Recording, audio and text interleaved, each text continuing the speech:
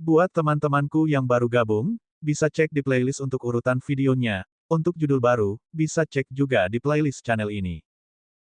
Bab 792 banding 792.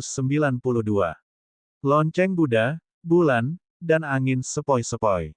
Puncak di belakang kuil langit selatan diselimuti pepohonan dan ilalang yang menjulang tinggi. Sinar bulan menyinari daun-daun yang berserakan. Long Changyue berdiri di depan kuburan yang sepi di samping kuil yang compang camping. Sinar bulan menunjukkan kulit gioknya yang sempurna. Rambut hitamnya berkibar tertiup angin seperti air terjun menari. Tuan, bagaimana ibuku meninggal? Matanya berkaca-kaca, bahkan bulu matanya pun basah. Namun, dia mencoba yang terbaik untuk tidak membiarkan air mata keluar. Seorang biksu berjubah putih yang baru berusia sekitar 8 atau 9 tahun berdiri di belakangnya. Dia memiliki ekspresi yang baik dan memegang manik-manik Buddha sambil berbicara, "Selir Ji mendengar tentang kematianmu dan kehilangan keinginannya untuk pergi. Dia makan jiwa es dan mengakhiri hidupnya." Petik 2. Mengapa Feng Feiyun tidak memberitahunya bahwa aku masih hidup? Kenapa tidak? Long Changyue gemetar, hatinya berdarah karena kesedihan. Biksu Maitreya menyatukan kedua telapak tangannya lalu mulai menyapu dedaunan di tanah. Selama musim dingin 2 tahun lalu, tempat ini dipenuhi salju, jauh lebih dingin dari sekarang. Ibumu meninggal dalam pelukan dermawan Feng. Dia tidak tampak terlalu sedih dan pergi dengan senyuman. Petik 2. Dia hanya melihatnya mati. Long Changyue mengepalkan tinjunya. Ibumu memiliki kehidupan yang sulit, mati sebenarnya adalah jenis pembebasan. Nona Long, jangan salahkan dirimu atau dermawan Feng. Tidak ada yang salah, hanya dunia yang kejam ini. Kata biksu itu. Air mata akhirnya mengalir di pipinya. Dia berlutut dan menundukkan kepalanya 3 kali, sepertinya membisikkan sesuatu. Biksu itu tiba-tiba berhenti menyapu karena daun berubah menjadi warna darah dan menjadi bilah dengan aura yang mengerikan. Suasana puncak ini langsung berubah. Dia menyatukan kedua telapak tangannya dan meneriakkan, "Amitabha. Dari mana asalmu, iblis? Berani menimbulkan masalah di pelipisku." Petik 2. Sosok dan angin hitam menyapu puncak. Banyak makhluk muncul dengan tawa licik. Long Changyue juga bangkit. Pedang roh hitam terbang keluar dari dahinya. Bilahnya berisi rune kuno yang tak terhitung jumlahnya, kejahatan dan keanehan dari Yin dan Yang.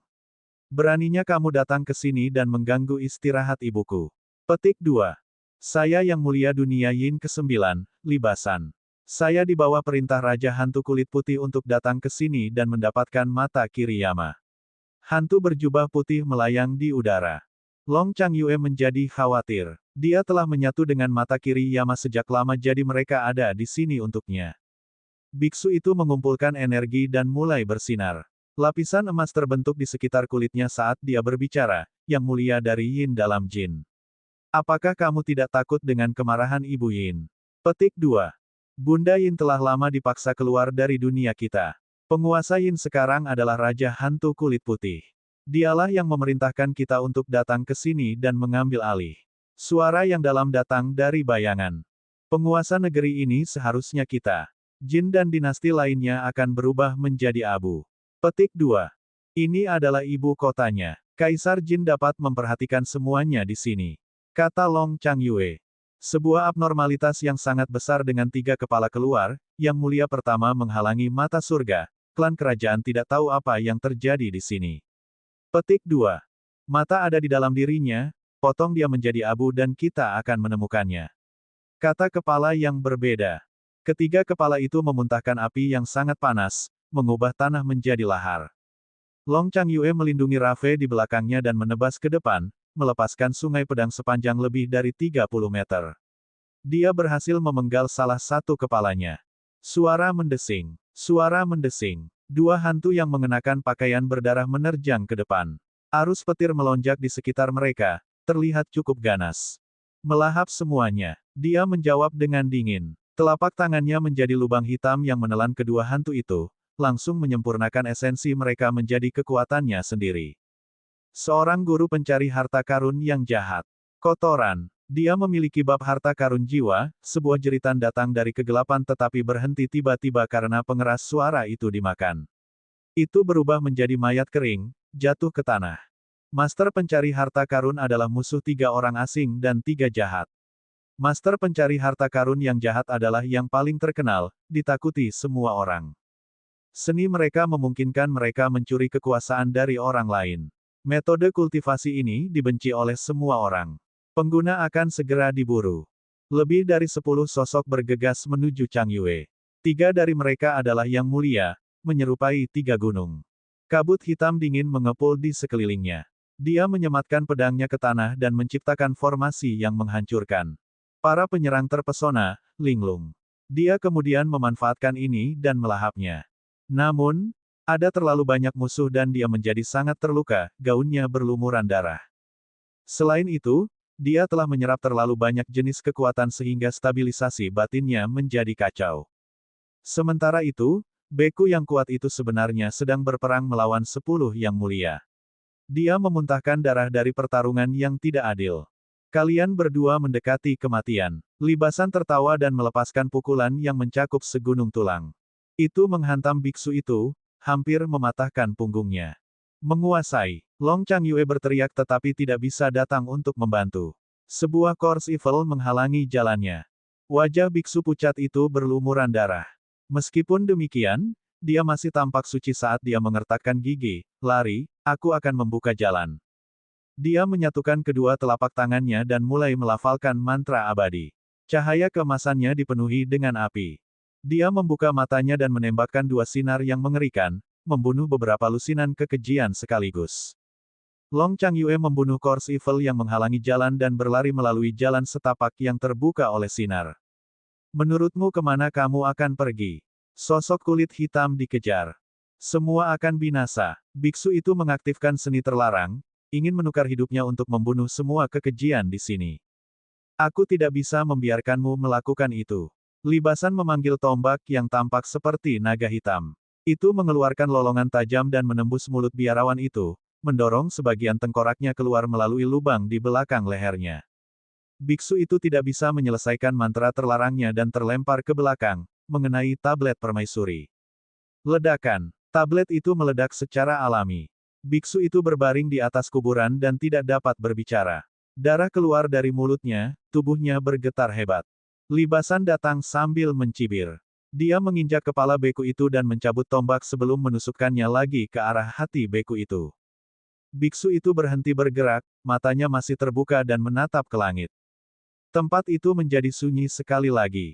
Pergi, temukan gadis itu. Kami membutuhkan mata kiri Yama. Petik 2. Kekejian dari 2 dunia meninggalkan area ini. Bau darah meresap di udara. Hati biksu itu masih berdarah. Asteris. Keesokan harinya, di jalur pegunungan. Fei Yun melihat kuil di hutan belantara, mengingat perjalanan sebelumnya ke sini. Dia berencana mengunjungi makam Jiling Xuan terlebih dahulu sebelum melihat biksu Maitreya di pelipisnya. Sudah 2 tahun jadi jalan setapak itu dipenuhi ilalang. Kemana kamu akan membawa kami? Bukankah kita akan pergi ke Jiklan untuk membalas dendam? Ji Xiaonu berjalan di depan Fei Yun dengan kedua tangan di pinggangnya, menuntut jawaban. Akan menghormati teman lama, Fei Yun membawa uang kertas dan dupa. Untuk beberapa alasan, perasaan tidak menyenangkan telah menghantuinya selama perjalanan. Tolong, melakukan ini segera setelah mencapai ibu kota. Saya yakin Anda hanya akan melihat kekasih. Penyu tertinggal dan baru saja menyusul ke grup.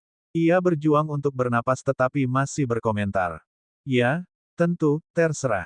Fei Yun menanggapi. Dia mengetahui dari Sahang Yun bahwa orang-orang dari dunia Yin dan yang ingin menyerang Jiklan untuk mencuri kitab suci pencarian harta karun mereka dan trigram pemanggilan. Karena itu, dia bergerak tanpa henti menuju ibu kota. Kedua hal ini terlalu penting.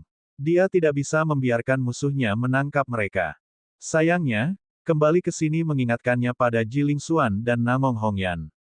Yang terakhir dilindungi oleh klan kerajaan dan dia tidak dalam posisi untuk melihat mereka. Karena itu, pertama-tama dia akan mengunjungi Jiling Xuan lalu meminta informasi kepada Biksu Maitreya tentang Ji. Bab 793-793. Fei Yun bisa mendengar bau darah sebelum mencapai puncak. Tebing di dekatnya rusak dengan energi Yin yang mengalir keluar dari lumpur. Saat mereka berjalan lebih jauh, mereka melihat abnormalitas dan mayat jahat yang sudah mati. Udara memiliki banyak aura sisa yang berbeda. Orang asing dan kejahatan dari Yin dan yang ada di sini tadi malam. Fei Yun meningkatkan kecepatannya dan berhasil mencapai kuburan Jiling Xuan. Dia melihat seorang biksu muda ditembaki, darahnya mengotori kuburan. Tombak itu memiliki tanda kejahatan di atasnya dengan niat membunuh yang kental. Itu pasti telah membunuh banyak pembudidaya di masa lalu. Fei Yun mencabut tombak dengan berat hati.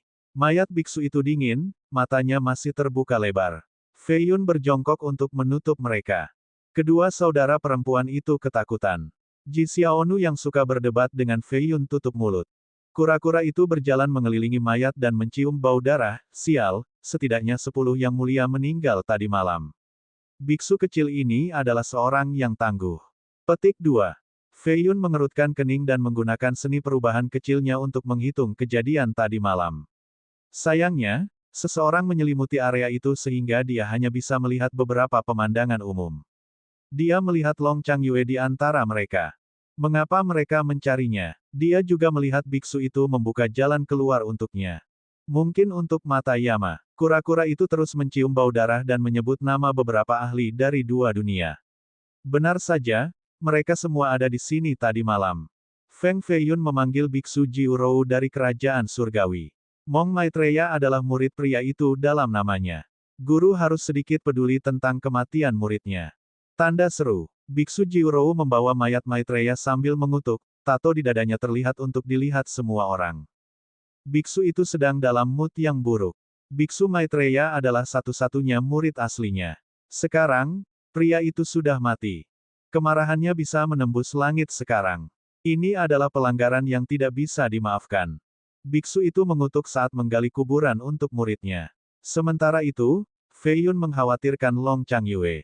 Dia membiarkan kedua saudari itu masuk ke kerajaan surgawi sebelum menemukan petunjuk dari tadi malam untuk menemukan Changyue. Banyak yang datang. Hidung kura-kura sepertinya lebih efektif daripada anjing. Ia berdiri tegak dan berlari mengelilingi semak-semak dengan kecepatan ekstrim. Ia melihat mayat kering juga, mereka yang dibunuh oleh Changyue.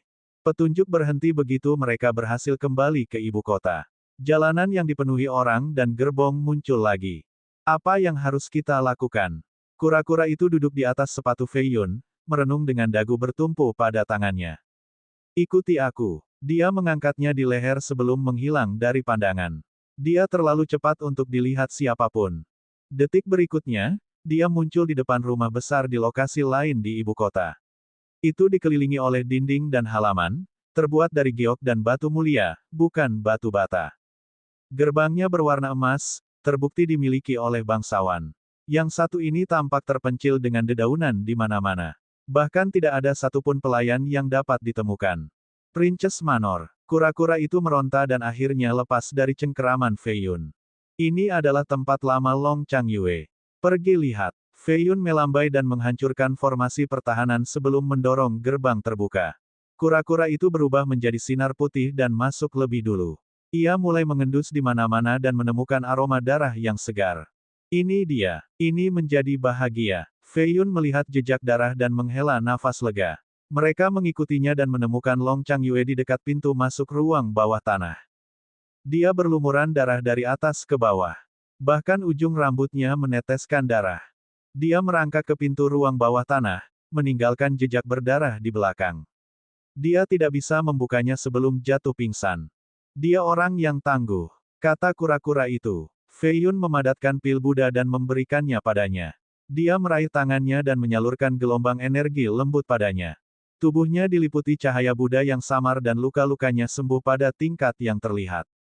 Akhirnya, kulit putihnya kembali, bahkan tidak ada bekas luka pun yang terlihat. Sayangnya, dia masih tidak segera bangun karena ketenangan dari luka-lukanya. Klan kerajaan ada di sini jadi kurasa musuh tidak akan segera datang. Tempat ini aman untuk saat ini. Fei Yun menggendongnya menuju paviliun. Ketika Long Changyue bangun, dia mendapati dirinya terbaring di tempat tidur yang hangat, merasa senyaman mungkin. Dia dengan malas membalikkan badan dan memeluk bantal tubuh sebelum menyadari sesuatu dan menjadi tegang. Dia membuka matanya lebar-lebar, memperlihatkan kilatan cahaya yang tajam, lalu bangkit. Pakaiannya yang berlumuran darah telah diganti. Dia mencium aroma bunga di tubuhnya dan mengenakan gaun tidur putih. Lukanya sudah tidak ada lagi, dia disembuhkan di luar karena sedikit lelah.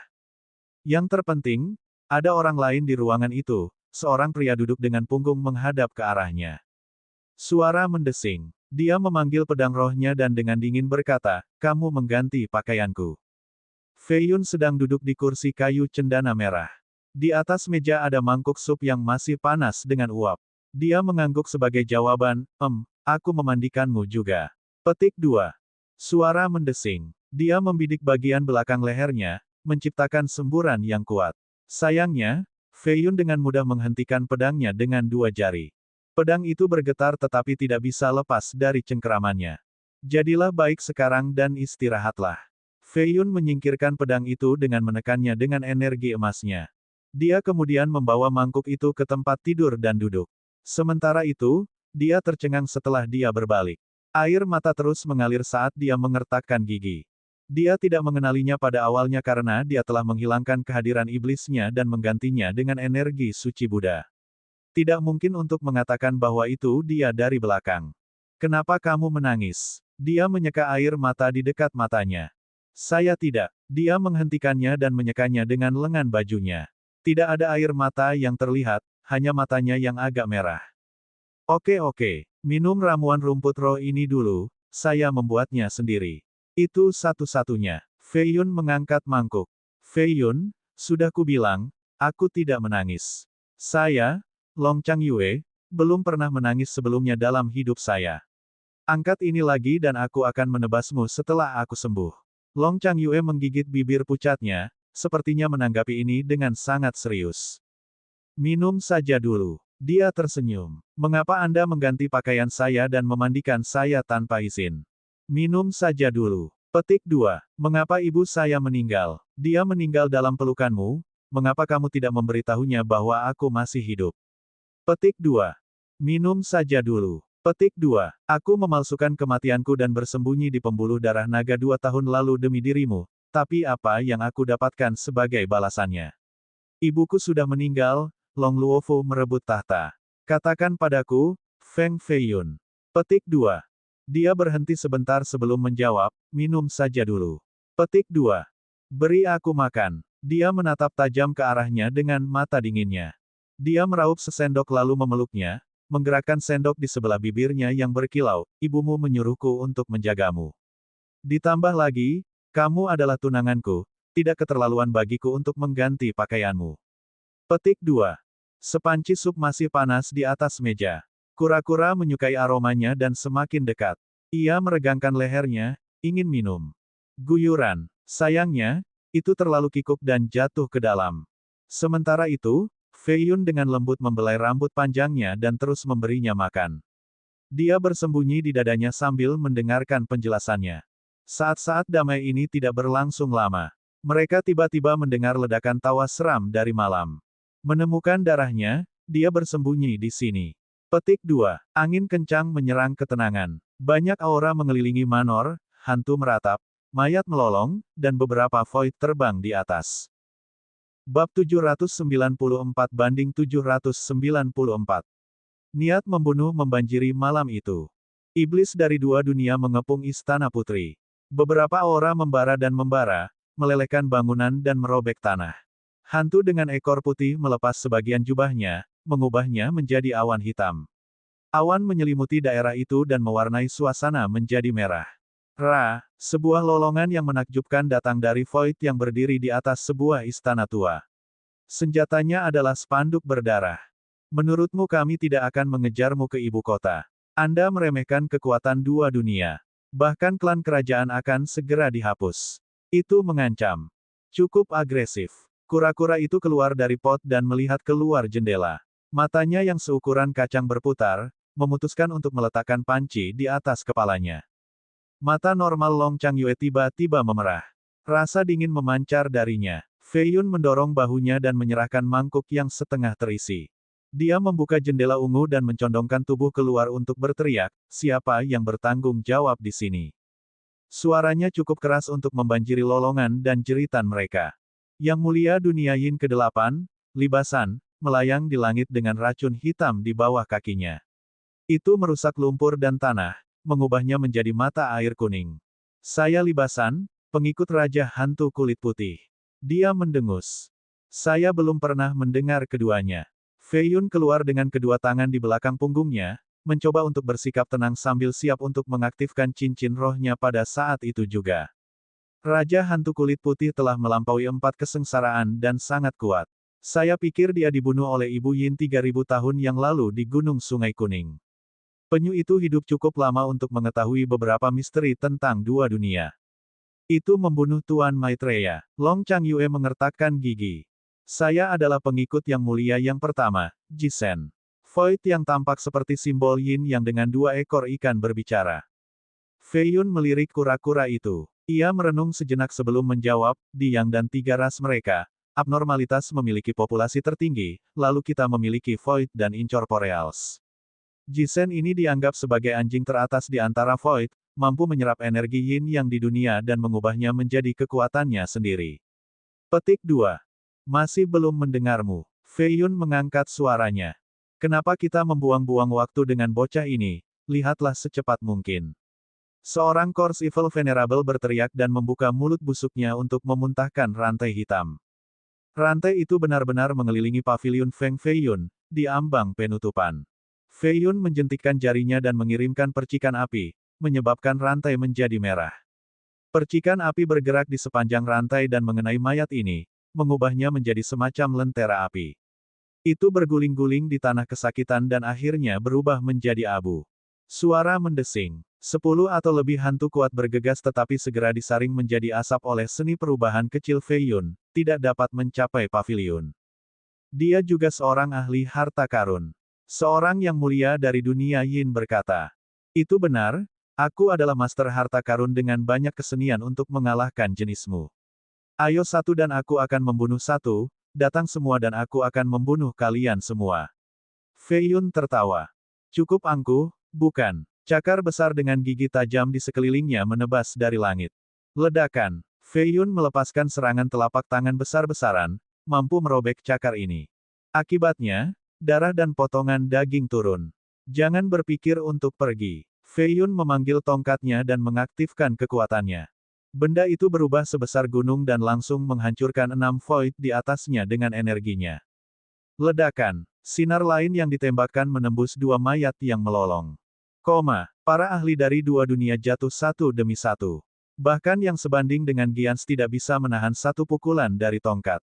Ini adalah pembantaian brutal. Fei Yun telah menjadi raksasa sejarah, juga dikenal sebagai raksasa tertinggi. Faktanya, dia sebenarnya lebih kuat dari raksasa tertinggi lainnya. Dia bisa melawan 3-5 mayat tanpa masalah.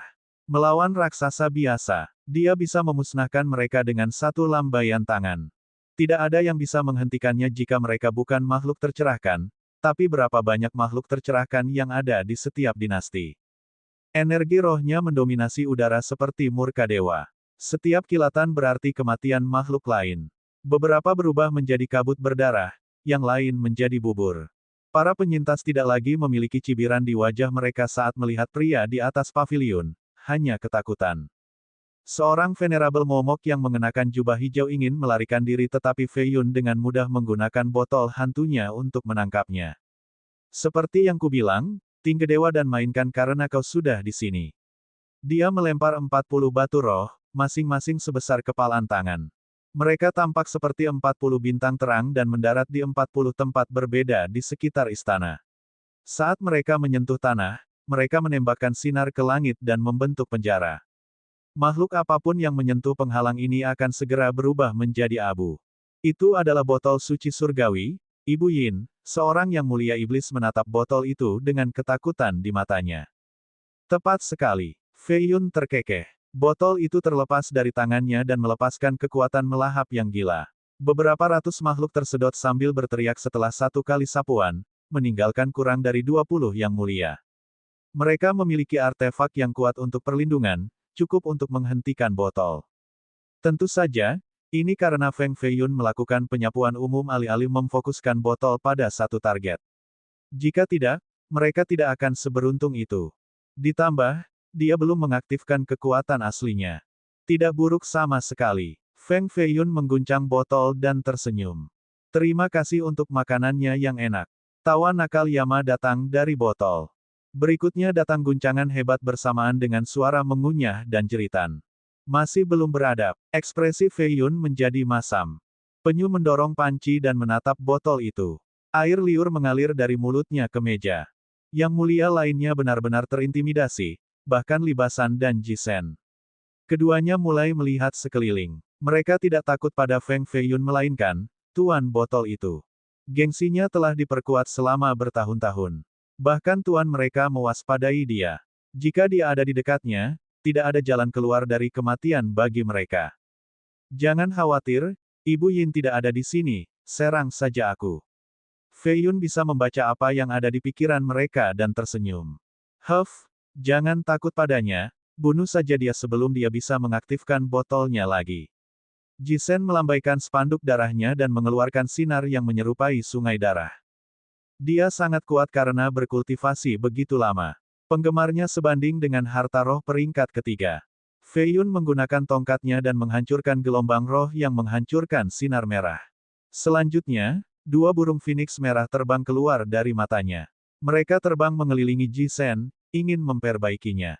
Namun, Ji Sen adalah void dan tidak memiliki wujud asli sehingga dengan mudah menghindari burung phoenix. Itu memuntahkan energi yin menghancurkan api pada kipas sebelum menyerang Fei Yun lagi. Tiba-tiba, Fei Yun merasakan aura familiar dari arah lain. Gaun Firibird, libasan terbakar dan berubah menjadi sosok yang berapi-api. Kekuatannya meningkat seperti matahari terbit, sepertinya ingin membakar semua yang ada di area ini. Jadi kaulah yang mencoba membunuh Long Luofu. Tidak heran mengapa saya tidak dapat menemukan Anda. Pembayarannya pasti gaun ini. Fei Yun mengusap dagunya. Selama hari penobatan Luofu, Beiming mengundang seorang pembunuh misterius ke kamp tepat di luar kuil untuk menyalibkan Luofu. Luofu sendiri tidak bisa mengetahui penyerangnya nanti. Benar? Aku berani membunuh Kaisar Jin, apalagi kau. Libasan menjadi jauh lebih kuat dengan pakaian itu. Burung api terbang mengelilinginya dan menambahkan lebih banyak tenaga. Bab 795-795. Kamu mengotori gaun itu dengan memakainya. Fei Yun berpikir bahwa hanya Namong Hongyan yang bisa menggunakannya, tidak ada orang lain. Raungan libasan menyebabkan tanah berguncang. Separuh dari kediaman sang putri terlewat menjadi lahar. Batu bata berubah menjadi batu yang berapi-api saat tombak membumbung tinggi di langit seperti naga yang menyala-nyala. Spanduk darah Ji Sen juga memancarkan cahaya yang menyilaukan. Itu berubah menjadi diagram jahat dan menyalurkan yin dan yang untuk melepaskan sinar ekstrim.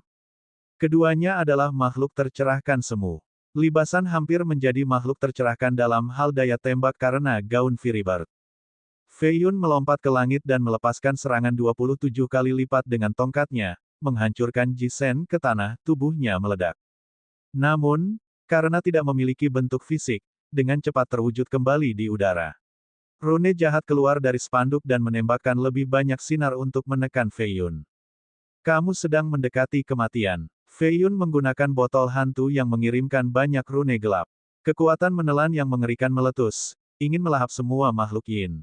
Ekspresi Ji Sen dan Li Basan menjadi gelap.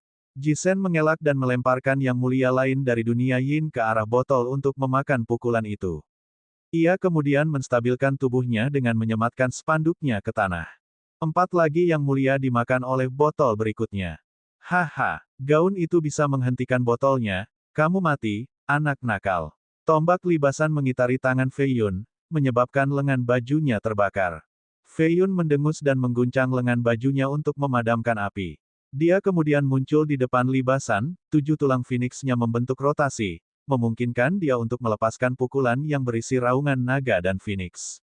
Ledakan. Basan melepaskan serangan telapak tangan yang berapi-api, ingin menghadapi Fei Yun secara langsung. Sayangnya, saat tangannya menyentuh tinju Fei Yun, kekuatan besar menelannya. Selanjutnya terdengar suara patah tulang. Basan terpesona dan menghancurkan serangkaian istana dengan bunga api beterbangan di mana-mana. Ia berteriak dengan heran, bagaimana ini bisa terjadi? Anda adalah makhluk yang tercerahkan. Petik 2. Saya tidak perlu menjadi makhluk tercerahkan untuk membunuh Anda. Fei Yun sedikit mengerutkan kening dan melihat tangannya. Lengan bajunya terbakar abis, kulitnya agak gosong. Dia bergegas menuju Basan dengan tongkat di satu tangan sementara menggunakan tangan lainnya untuk tindakan pertahanan melawan tombak yang membara. Tiga Yang Mulia menggunakan teknik terkuat mereka untuk menghentikannya. Ledakan. Dia tidak repot-repot melihat mereka dan hanya melambaikan tangannya. Gelombang energi besar yang cukup kuat untuk menyebabkan riak di udara meniup seni mereka kembali ke arah mereka. Pluf, pluf, pluf. Ketiganya direduksi menjadi abu. Siapa kamu? Libasan dan Jisen berkumpul kembali dan menyalurkan kekuatan mereka hingga batasnya. Mereka adalah master yang perkasa namun masih kalah berulang kali setelah beberapa gerakan. Mereka benar-benar merasa takut sekarang. Masih belum tahu siapa saya. Keke, tidak apa-apa memberitahumu. Nama belakangku adalah Feng. Fei Yun tertawa. Putra iblis itu, Feng Fei Yun. Libasan secara naluriah mundur satu langkah, banyak orang di dunia Yin telah mendengar tentang gelar ini sebelumnya. Baik Raja Sesat dan Raja yang ingin membunuhmu, tidak heran mengapa kau begitu kuat di tingkat 9, mampu membawa kami berdua bersama-sama. Raksasa tertinggi, begitu. Jisen tahu lebih banyak tentang Fei Yun karena beberapa makhluk dari dunia yang lebih kuat daripada itu telah kalah dari Fei Yun. Baru berusia 20 tahun namun sudah sangat kuat. Banyak bangsawan merasa sangat tertekan oleh pertumbuhannya. Ia berpotensi menjadi sosok legendaris di negeri ini. Jadi saya juga terkenal di dunia Yin Yang. Fei Yun terkekeh. Raksasa tertinggi masih bisa kalah. Api libasan meningkat. Sepasang sayap tumbuh di punggungnya dan kekuatannya meningkat lagi. Itu memuntahkan gelombang api sebagai serangan pertama. Tidak ada gunanya, saya tidak terkalahkan dengan tidak adanya makhluk tercerahkan.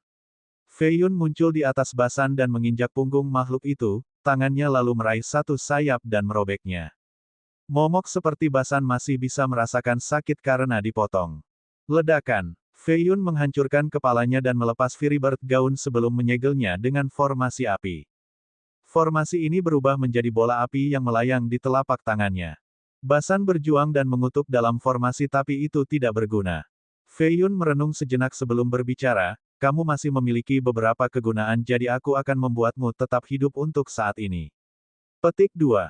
Tiga Yang Mulia dan Jisen yang tersisa melihat betapa mudahnya Fei Yun mengalahkan Basan dan menjadi ketakutan.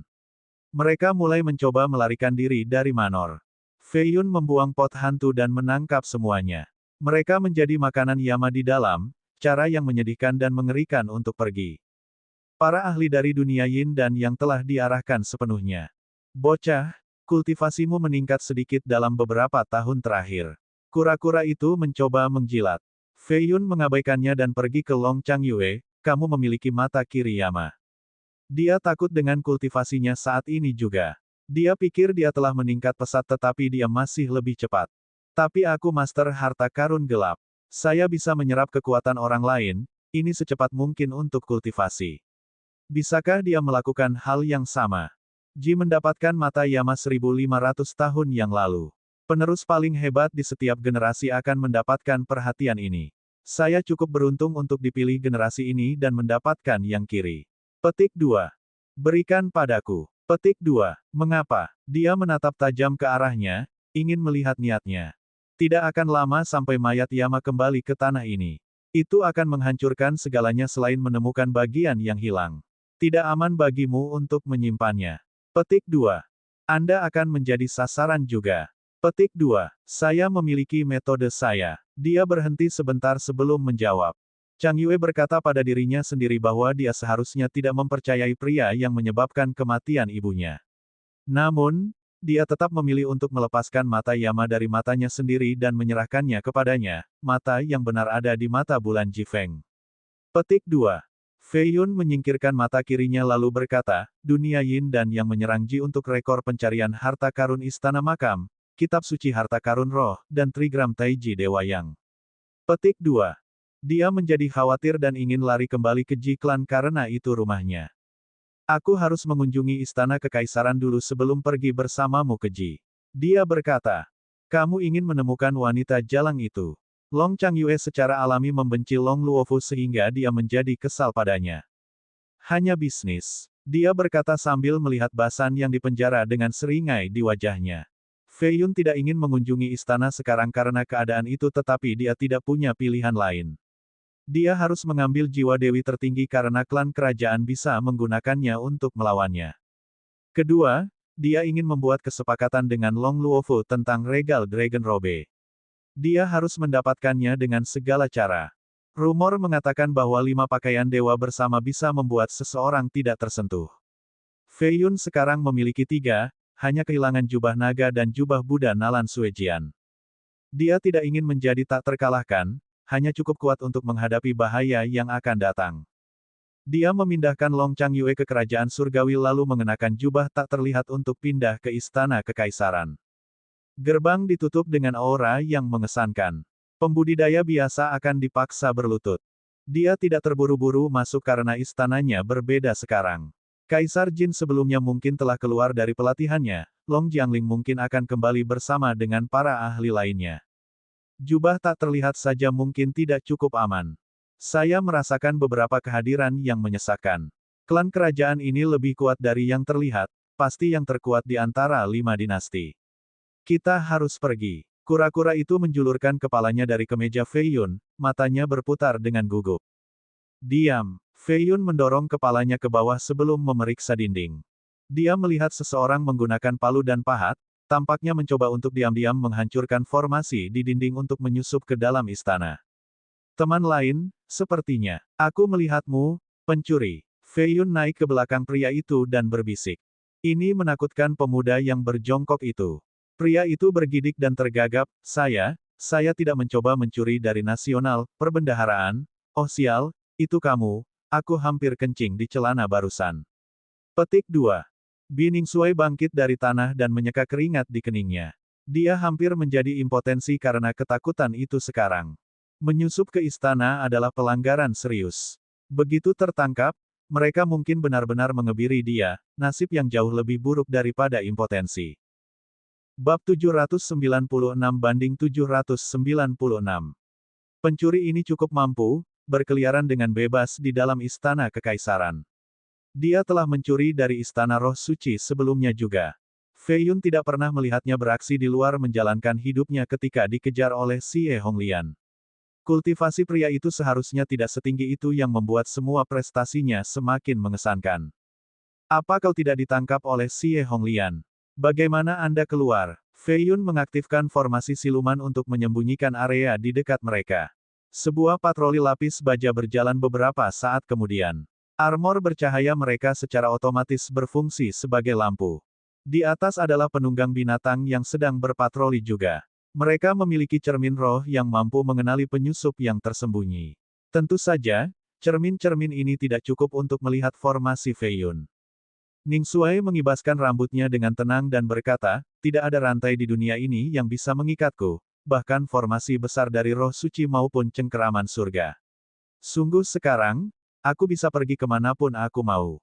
Saya berpikir bahwa jika saya bisa mencuri beberapa pakaian kaisar, oke, barang-barangnya milik Anda, saya tidak tertarik pada gadis bengkok itu. Anda tertarik dengan perbendaharaan. Fei Yun tersenyum. Saya tertarik juga. Kura-kura itu mengintip dan menambahkan. Ekspresi Bi Ningsuai berubah. Dia menggosok hidungnya sebelum batuk dengan canggung, menurutku wanita tercantik di Jewel Palace menari malam ini, aku akan pergi minum di sana. Petik 2. Lakukan saja, aku akan pergi ke istana dan memberitahu Long Luofu bahwa seseorang ingin mencuri pakaian dalamnya. Fei Yun menepuk pundak pria itu dan menyuruhnya pergi. Kaki Ningsuai tiba-tiba gemetar dan dia berpura-pura menangis, jangan bermain-main denganku seperti ini. Kamu bukan lagi Raja Surgawi yang brengsek, kenapa kamu peduli? Aku hanya ingin melihat-lihat perbendaharaan, itu saja, hanya turis yang ramah, mengapa kamu begitu kasar pada turis, mana moralmu? Petik 2. Fei Yun mengambil semua yang dia dapatkan dari rumah Grand Tutor terakhir kali. Ini secara alami menyakitkan dia tanpa akhir. Kali ini, dia bersiap sebentar sebelum menuju ke perbendaharaan istana kekaisaran hanya untuk bertemu Feng Fei Yun lagi. Dia merasa bahwa semua jarahannya akan diambil.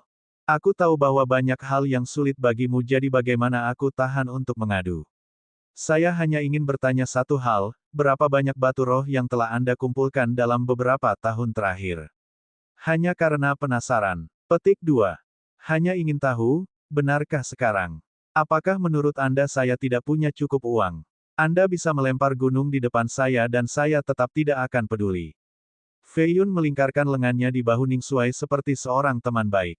Itu benar. Ning Xuai mengangguk karena dia tahu bahwa orang itu telah merampok ruang judi bawah tanah. Jumlah itu cukup untuk membuatnya mengeluarkan air liur, jadi dia berhenti khawatir, uang sangat ketat untukku, aku hanya memiliki 100.000 batu roh di kantongku. Petik 2. Fei Yun menarik napas dalam-dalam. Ketat, itu lebih dari cadangan sekte yang lebih tua. Berapa banyak kuburan yang dia gali? Dia ingat bahwa pria itu miskin selama pelelangan sebelumnya di ibu kota. Dia mengumpulkan cukup banyak dalam beberapa tahun terakhir. Itu dia. Dia mencibir seperti orang kaya menatap seorang pengemis. Ning Xuai tidak bisa menahan pandangan menghina itu dan melengkungkan dadanya. Yah, itu baru setengahnya. Aku sebenarnya punya hampir 200.000, keke. Petik 2. Betulkah? Fei Yun memasang ekspresi ketakutan. Aku akan berubah menjadi kura-kura yang tidak berguna jika aku berbohong. 1. Ekspresi kura-kura itu menjadi masam, berpikir bahwa Bining Xuai tidak melihatnya dengan jelas. Sempurna, serahkan semuanya sekarang. Ekspresi Fei Yun menjadi serius. Giliran Bining Xuai yang meringis. Dia menatap dalam-dalam pada Fei Yun sebelum berbalik untuk melarikan diri. Sayangnya, Fei Yun menangkapnya dan menekannya ke dinding. Feng Fei Yun, dasar binatang. Anda pikir mudah bagi saya untuk mengumpulkan hal-hal ini dalam beberapa tahun terakhir. Tidak, saya bekerja keras dan mempertaruhkan hidup saya. Sekarang, kamu ingin mengambil semuanya. Bunuh saja aku kalau begitu. Bining Xuai meneteskan air mata. Dia akhirnya menutup matanya, sepertinya siap untuk mati. Tidak apa-apa, aku juga akan mati jika tidak mengumpulkan 5 juta batu. Pergilah ke sana dulu dan tunggu aku. Kata Fei Yun. Tunggu, tunggu. Mengapa Anda harus mendapatkan begitu banyak batu?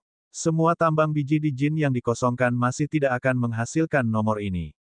Ning Xuai menghentikannya. Wanita jahat ingin mencoba transformasi kelima dan menuntutnya. Fei Yun tidak menyembunyikannya. Begitu, penyihir itu, dia berkembang sangat cepat. Monster yang luar biasa. Ekspresi wajah Bining Xuai berubah, aku akan jujur, aku baru saja berbohong denganmu, aku tidak punya 200.000, berhenti, baik, aku punya mereka. Aku belum pernah melihat seseorang yang biadab sepertimu. Petik 2. Dia akhirnya menyerahkan batunya, total 170.000. Dia tahu bahwa jika dia tidak menyerahkannya kepada Fei Yun, wanita jahat itu akhirnya akan datang untuk menemukannya. Hidupnya akan terancam saat itu. Jadi, Anda juga merencanakan batu-batu di kas negara. Dia memiliki ekspresi kesakitan seolah-olah dia baru saja jatuh ke dalam lubang kotoran. Air mata masih terus mengalir. Tentu saja, Fei Yun mengangguk. Bagus. Kalau begitu kamu bisa pergi sendiri. Aku akan pergi ke Jewel Palace untuk minum dengan para wanita. Bining Xuai berbalik untuk pergi. Sayangnya, Fei Yun menyeretnya kembali sambil berteriak protes, saya tidak ingin pergi ke sana lagi. Saya ingin minum dengan kecantikan saya. Hanya peminum yang taat hukum yang tidak berpartisipasi dalam kegiatan kriminal itu, aku sudah berubah. Sekarang, aku hanya ingin kesenangan dunia fana, say.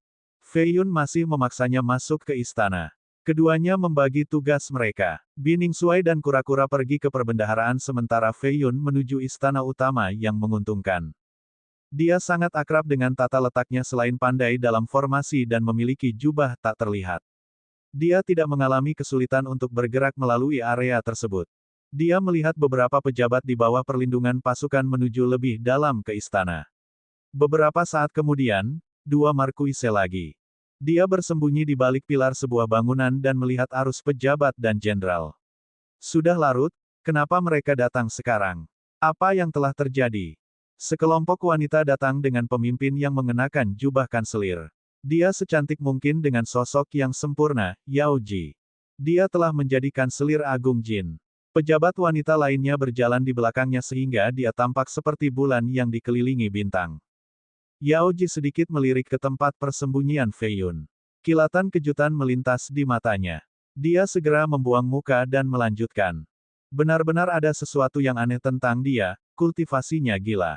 Dia melihatku melalui jubah, apakah dia benar-benar menjadi Ibu Yin? Fei Yun menjadi berhati-hati. Jika Yao Ji bisa melihat menembus jubahnya, maka kaisar sebelumnya dan Long Jiangling seharusnya bisa juga. Dia menekan rasa ingin tahunya dan tidak pergi ke aula utama istana. Dia mengambil jalan panjang untuk mencapai ruang dalam Long Luofu. Dia tidak ada di sana karena pertemuan di aula. Dia melepas jubahnya dan berjalan di sekitar istana indah yang dibangun dengan batu roh.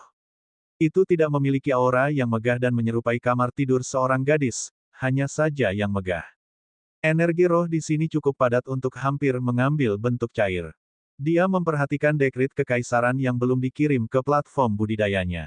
Dia duduk di sana dan melihat-lihat. Secara kebetulan, itu berkaitan dengan dirinya. Dikatakan bahwa Feng Feiyun tidak menikahi seorang putri sehingga dia tidak lagi memenuhi syarat untuk menjadi Raja Surgawi. Dia ingin memberhentikannya dari posisinya. Itu ditulis setengah tahun yang lalu. Luofu jelas ragu-ragu mengirimkan ini selama setengah tahun. Sekarang, itu tidak masalah karena Long Jiangling telah membuang Feng Feiyun dari klan kerajaan. Keputusan ini tidak lagi diperlukan. Long Luofu, kamu sudah berpikir untuk berurusan denganku setengah tahun yang lalu. Haha, siapa yang peduli tentang menjadi Raja Surgawi? Feiyun tersenyum dan melemparkan keputusan itu ke samping. Dia kemudian memeriksa platform kultivasi. Itu terbuat dari batu roh 5 butir yang besar, sebanding dengan 8.000 batu roh biasa. Tidak buruk. Dia tidak segan-segan mengambil peron itu. Dia kemudian mengambil semua yang lain dari ruang dalam. Bahkan batu bata itu terbuat dari batu roh jadi dia mengambilnya. Sebuah pilar juga, sama dengan tempat tidurnya. Dia cukup banyak mendapatkan segalanya dengan total 20.000 batu, bukan jumlah yang buruk. Tiba-tiba, suara langkah kaki terdengar dari luar. Long Luofu telah kembali. Bab 797 banding 797. Regal Dragon Robe menutupi kulit giok Long Luofu yang lembut. Alisnya panjang dan indah. Dia mengenakan lambang Phoenix dengan pita menutupi bahunya. Sebuah sabuk emas bisa dilihat di pinggangnya, berfungsi untuk menonjolkan lekuk tubuhnya. Sekelompok pelayan istana mengikuti di belakangnya, memegang layar dan lampu. Meninggalkan, dia memesan dengan otoritas. Para pelayan dan petugas wanita berlutut sebelum pergi. Matanya berubah dingin dengan niat membunuh setelah mengingat pertemuan barusan. Setiap bulu mata yang melengkung sepertinya berubah menjadi pedang. Dia kembali ke kamarnya sambil memikirkan kemungkinan tindakan balasan, benar-benar tenggelam dalam pikirannya. Dia tidak memperhatikan bagian-bagian kamarnya yang hilang. Wei Hao. Dia merasakan riak datang dari balik tirai dan melihat bayangan seorang pria. Dia akhirnya menyadari bahwa rumahnya telah dilucuti dari segalanya. Kemarahannya meningkat. Kamar seorang kaisar disusupi. Ini tidak bisa ditoleransi. Long Luofu, lama tidak bertemu. Feng Feiyun mengangkat tirai dengan dekrit emas dan tersenyum. Siapapun yang memanggilnya dengan nama aslinya akan ditahan dan dipenjara, menunggu tanggal dikuliti. Namun, dia melihat wajahnya dan mengingat energinya. Feng Feiyun, kamu cukup berani untuk menyelinap ke kamarku. Dia merengut. Dia tidak bertanya bagaimana dia bisa masuk ke sini karena dia tahu bahwa dia mampu melakukannya. Feiyun duduk di kursi acak yang diukir dari kayu milenium dan melemparkan dekrit di samping kakinya, bertingkah sangat asing setelah menjadi kaisar, ya. Petik 2. Dia tetap bangga dengan kepala terangkat tinggi, memperlihatkan leher seputih saljunya. Dia memancarkan aura yang luar biasa. Dia tidak perlu mengambil keputusan untuk mengetahui isinya karena dialah yang menulisnya. Feng Feiyun, kamu tahu bahwa seorang raja yang bukan dari klan harus menikahi seorang putri. Tunanganmu sudah mati jadi kamu tidak lagi memenuhi syarat untuk menjadi Raja Surgawi. Klan kerajaan selalu ketat dengan aturannya. Dia masih secantik biasanya saat auranya semakin kuat. Putri Yue masih hidup. Feiyun menyeringai. Apa katamu? Matanya menyipit. Aku menyuruhnya pergi, itu sebabnya kamu mendapatkan takhta dengan mudah. Dia mendengus. Niat membunuhnya menjadi lebih padat. Jika Anda berpikir untuk membunuhnya untuk menghindari komplikasi lebih lanjut, lupakan saja. Petik 2. Kamu datang ke sini untuk memberitahuku ini. Dia tenang. Maukah kamu percaya padaku jika aku mengatakan bahwa aku di sini untuk mengunjungimu? Dia menggelengkan kepalanya. Feng Feiyun, apakah menurutmu aku masih putri tua? Tidak, saya Kaisar Jin, yang tertinggi di wilayah ini. Anda tidak bisa datang dan pergi sesuka Anda di sini. Dia melepaskan aura emasnya. Gelombang drakonik penekan bergegas ke arahnya. Berlutut, Fei Yun berteriak. The Ascension Platform di dantiannya menjadi mempesona. Jiwa Luofu di sana bergetar dan ini memengaruhi orang yang sebenarnya. Dia tidak bisa memisahkan jiwanya seperti Long Jiangling dan bergidik ketakutan. Dia kehilangan kendali dan berlutut dengan kemarahan dan keengganan yang besar. Harga dirinya sebagai seorang kaisar hancur lebur. Fei Yun mengangkat dagunya dan menatap bibir merahnya sebelum menciumnya. Jangan berpikir aku merindukanmu atau apapun. Anda mulai berkonspirasi melawan sekutu Anda saat Anda mendapatkan kekuasaan. Saya tidak tertarik pada wanita seperti Anda. Saya hanya membuat Anda tetap hidup karena Anda masih relatif berguna bagi saya. Petik 2. Kamu. Dia mengertakkan gigi. Saya hanya ingin berbicara tetapi ini meningkat. Berdiri, kurasa aku perlu memberimu wajah karena kau kaisar jin sekarang. Dia melepaskan dan mendesah. Tubuhnya bergetar saat dia perlahan berdiri, merasa tidak berdaya. Dia telah membayangkan dia berlutut di depannya berkali-kali. Siapa sangka yang terjadi justru sebaliknya. Aura kekaisarannya yang terkumpul selama beberapa tahun telah dikalahkan. Anda tidak bisa memperlakukan saya seperti ini. Dia memiliki sinar yang rumit di matanya. Meskipun dia baru saja berlutut sebelumnya, kemuliaannya kembali saat dia duduk di sampingnya. Tiap aksi dipenuhi dengan sikap sopan. Ini adalah sesuatu yang hanya ditemukan pada seorang kaisar sejati. Orang lain tidak dapat menyalinnya. Kamu bermain bagus dan aku akan bermain bagus, oke. Saya akan menunjukkan sesuatu. Dia tersenyum. Bola api muncul di telapak tangannya. Di dalamnya ada hantu dengan aura yang kuat, menjerit dan berteriak. Apa itu? Pembunuh misterius yang mencoba membunuhmu selama penobatanmu. Petik 2. Dia menjadi dingin lagi. Pembunuh ini hampir membunuhnya. Dia telah memesan banyak tenaga untuk menemukan orang ini tidak berhasil. Ledakan. Dia menghancurkan libasan menjadi asap dan berkata, menurutmu pembunuh ini saja sudah cukup untuk menukar jiwa Dewi. Sejujurnya, saya tidak lagi memilikinya. Kamu menyuruh Yao Ji untuk mengurusnya tetapi ketika permaisuri mengambilnya ketika dia kembali, membuat Yao Ji lengah. Petik 2. Dia cukup pintar untuk mewujudkan tujuannya setelah menenangkan diri. Bagaimana kamu tahu aku menyuruh Yao Ji untuk mengawasi? Apa menurutmu aku buta dan tuli? Aku tahu apa yang terjadi di antara kalian berdua, dan bahwa dia bukan murid dari Yin Void. Identitas aslinya lebih mengerikan dari imajinasi Anda. Petik 2. Sepertinya aku telah meremehkanmu. Keke, Long Jiangling, kamu memaksaku untuk keluar semua. Petik 2. Permaisuri sebenarnya tidak peduli padamu mengingat kekuatanmu saat ini. Dia mengambil jiwa itu untuk menghentikan naga yang masuk. Dia mencibir. Naga-naga itu sudah mulai melahap langit. Beberapa pasukan telah menyerang 8 gerbang utama Central Royal. 3 miliar pasukan bela diri hampir dikalahkan, darah mereka mengalir seperti sungai sejauh 200.000 mil. Ini akan berbahaya dalam 10 hari. Petik 2. Dia tidak menyembunyikannya darinya karena itu sama sekali bukan rahasia. Berita tentang ini pasti akan menyebar ke seluruh ibu kota besok.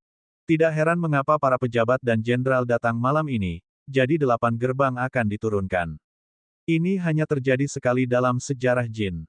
Dia merenung. Prefektur Kerajaan Tengah adalah dasar dari Jin. 8 gerbang yang turun berarti Jin sudah setengah jalan. Dia menahan diri dari sombong karena ini juga tidak baik untuknya. Dia khawatir tentang potensi serangan dari Yama selama momen penting ini. Bagaimana mereka bisa menghentikannya? 3 miliar tentara benar-benar hilang. Musuh cukup ganas saat itu. Petik 2. Benar, 23 kekuatan terkuat adalah Shen Luo, Nalan, Si Yue, Beiming, dan dinasti lainnya dengan pengecualian Wu, yang terjauh dari sini. 3 lainnya ingin semangkuk sup juga.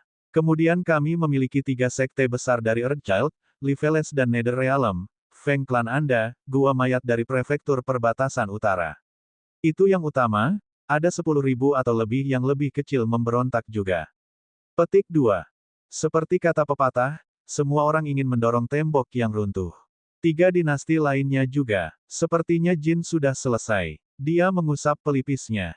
Dia merasa bahwa Istana Roh Suci harus menjadi kekuatan pendorong di belakang koalisi ini.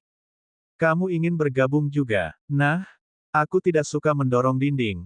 mendorongmu jauh lebih menarik. Petik 2. Dia mengingat apa yang terjadi di gerbongnya saat itu dan menjadi frustrasi. Dia ingin meledak tetapi jiwanya berada di bawah kendalinya. Melawannya sekarang akan menimbulkan masalah. Buka bajumu. Ekspresinya tiba-tiba menjadi serius. Petik 2. Dia menjadi tegang dari atas ke bawah, berpikir bahwa dia lebih baik mati daripada menuruti tuntutan sesatnya.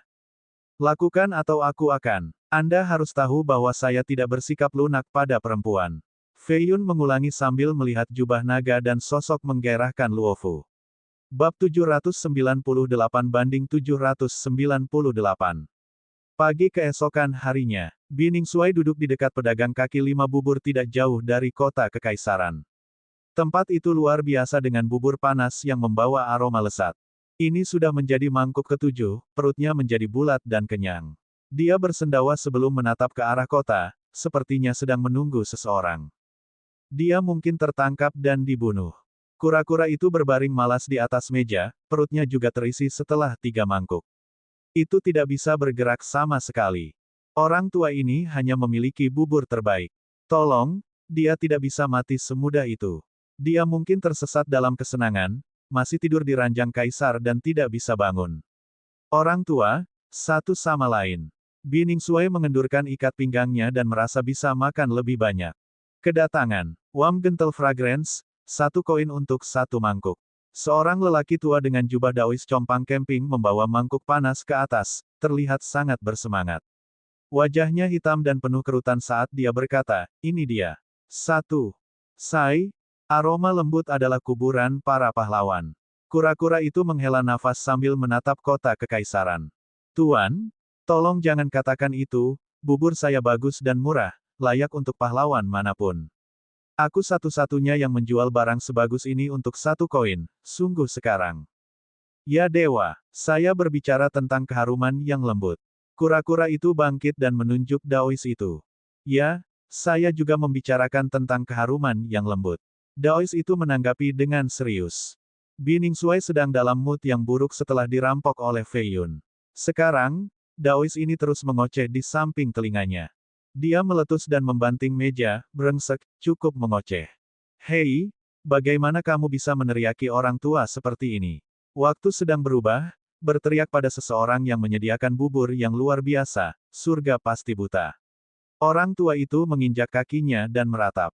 Bining Shuai menjadi semakin kesal setelah mendengar kalimat ini. Dia mengambil mangkuk kosong dan melemparkannya ke kepala lelaki tua itu. Ledakan. Surga itu buta, kan? Aku akan menunjukkanmu buta. Dia memukul kepala orang tua itu lagi dengan mangkuk. Aku juga kesal di surga, apa yang dilakukannya. Kura-kura itu menjadi sentimental dan bergabung, juga memukul kepala lelaki tua itu untuk meredakan kemarahannya selama beberapa ribu tahun terakhir. Orang tua malang itu menutupi kepalanya dengan kedua tangan sambil berjongkok di samping kompor. Keduanya akhirnya lelah memukulnya dengan main-main dan kembali ke tempat duduk mereka, bersimbah keringat. Mangkuk ini padat. Ning Shuai melihat ke mangkuk dan berkata, kepala orang tua itu juga keras. Kata kura-kura itu sambil menatap orang tua itu dengan angkuh. Ning Shuai meminum mangkuk kedelapannya sambil terus menunggu. Tidak sampai tengah hari sampai mereka melihat Fei Yun keluar. Jubahnya tidak rapi, rambutnya menutupi punggungnya. Dia mengusap matanya, terlihat lelah karena sesi panjang entah apa. Satu hal yang pasti, pria yang baru saja menginap di rumah bordil akan terlihat persis seperti dia. Di sini, Ning Shuai berteriak. Fei Yun sudah lama melihat keduanya dan berjalan, duduk di sisi lain meja. Anda bangun pagi, tuan-tuan, bagaimana panen semalam? Berapa kali tadi malam untukmu? Ning Shuai tersenyum. Apa yang kau bicarakan? Saya sibuk menjalankan bisnis. Fei Yun mengikat rambutnya lagi, terlihat gagah dan luar biasa seperti biasanya. Mata merahnya tampak murni namun mempesona. Lalu kenapa aku mencium bau wanita padamu? Jangan bergerak, berhenti bergerak. Ning Shuai melihat sehelai rambut panjang di antara celana Fei Yun. Dia mengendus dan mengeluarkan air liur, tidak buruk. Pasti sangat malam. Petik 2. Aneh, kenapa rambutnya ada di sana? Jangan bilang, penyu itu memasang ekspresi serius. Ledakan. Fei Yun mengirimnya terbang ke arah jalan seperti bola. Bining Shuai melihat hasil penyu itu dan melepaskan rambutnya. Dia duduk tegak dan berkata, kami tidak melihat satupun batu roh di dalam perbendaharaan, sangat sedikit harta roh dan obat-obatan juga. Apakah ada orang lain yang sampai di sana sebelum kita? Petik 2. Fei Yun menyingkirkan rambutnya dan berkata, sudah diharapkan. Petik 2. Lalu kenapa kau menyuruh kami pergi ke perbendaharaan? Apa kau tidak tahu betapa berbahayanya itu? Petik 2. Aku mengetahuinya setelah berbicara dengan Long Luofu. Fei Yun menggelengkan kepalanya. Apa? Ning Shuai mengira itu pasti sesuatu yang besar. Steaming Gentle Fragrance, ambillah satu, Tuan, hanya satu koin. Daois tua itu kembali tersenyum antusias seolah-olah dia bukan orang yang dipukuli sebelumnya.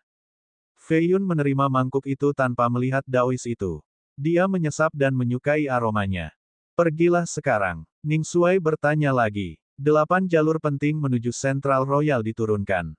23 koalisi terpisah sedang menyerang. 10 hari ke depan akan menjadi sangat penting sehingga klan kerajaan menggunakan semua sumber dayanya, ingin memiliki pendirian terakhir di sini. Fei Yun mengungkapkan. Berita ledakan ini membuat Ning Shuai ternganga. Bubur di mulutnya dituangkan kembali ke dalam mangkuk. Tao tua yang berdiri di dekat kompor juga terguncang mendengar berita ini. Dia menghela nafas sesudahnya. Penyu itu akhirnya merangkak kembali, terengah-engah. Ia dengan sungguh-sungguh berbicara, saya mengerti, akhirnya saya mendapatkannya. Rambut itu mungkin abnormalitas, percayalah padaku karena aku sangat berpengetahuan. Beberapa abnormalitas memiliki bentuk ini dan mereka menempel di celana pria untuk menyedot energi yang mereka. Fei Yun, cabut rambut itu lagi, aku tahu bagaimana membuatnya mengungkapkan bentuk aslinya. Petik 2. Fei Yun memukul dahinya sendiri. Kura-kura yang konyol. Namun, itu terlihat begitu tulus sehingga mungkin tidak tahu apa yang sedang terjadi. Karena itu, dia memaafkan dan tidak menendangnya kali ini. Tiba-tiba, Ning Shuai menjadi pusing dan jatuh ke tanah. Penyu berikutnya. Fei Yun segera tahu ada yang tidak beres. Dia menyalurkan energi budisnya dan mencoba untuk memaksa keluar aroma aneh ini dari tubuhnya. Suara mendesing. Sebuah periuk besi besar menghantam kepalanya dari belakang, mengeluarkan ledakan keras. Fei Yun ingin berdiri tapi pukulan lain menghantamnya. Ledakan. Matanya menjadi gelap saat dia jatuh ke tanah. Meskipun demikian, dia masih menangkap wajah familiar Daois itu. Ketika dia bangun lagi, dia mendapati dirinya masih berada di dalam tenda. Dia menggosok kepalanya karena sakit kepala yang parah sambil mencoba yang terbaik untuk membuka matanya. Sialan, jangan biarkan aku menangkapmu karena kau berhutang 2 pukulan padaku. Petik 2. Orang tua itu tidak lain adalah pria yang menjual Fei Yun sup ginseng dan Ye Xiaoxiang bubur teratai. Dia kemudian mendengar jeritan menyedihkan datang dari gerbang kota kekaisaran. Seorang pria telanjang digantung di sana sambil menangis. Banyak pembudidaya dan penjaga mengawasi dari bawah. Ini adalah pemandangan yang sangat langka sehingga mereka mulai tertawa dan berkomentar. Di samping pria telanjang itu ada seekor kura-kura yang berayun maju mundur seperti sepotong daging kering yang tergantung di langit-langit. Warnanya hitam dari atas ke bawah dengan aroma seperti daging. Itu jelas dipanggang belum lama ini. Fei Yun menjadi dingin, menyadari bahwa mereka benar-benar dipermainkan. Untungnya, orang tua itu tidak menginginkan nyawa mereka atau mereka akan mati sekarang. Sepertinya masih banyak master tersembunyi di Jin. Dia harus berhenti meremehkan orang. Tubuhnya berubah menjadi embusan angin yang menyapu gerbang. Ning Shuai dan kura-kura itu tiba-tiba menghilang dari pandangan. Beberapa saat kemudian di dekat sungai Jin di luar ibu kota.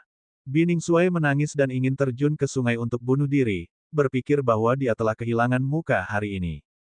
Kura-kura ingin melakukan hal yang sama. Ia melompat ke sungai beberapa kali tetapi tidak bisa mati sehingga akhirnya menyerah. Ia duduk di samping tumbuhan air dengan kepala menunduk, tidak lagi memiliki keinginan untuk hidup. Inilah yang kamu dapatkan dari menindas orang tua. Fei Yun menertawakan keduanya. Sayangnya, dia memikirkan sesuatu dan menyentuh batu spasialnya. Sialan kau.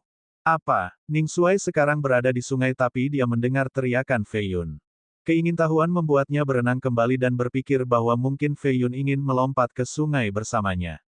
Semua batu roh saya hilang, Fei Yun sebenarnya merasa ingin bunuh diri sekarang juga. Bab 799 banding 799. Feng Feiyun awalnya memiliki 300.000 batu roh. Beastmaster memberinya 50.000 batu dan Ning Shuai mendapat 170.000 batu. Dia merampok hampir 20.000 batu dari kamar Long Luofu.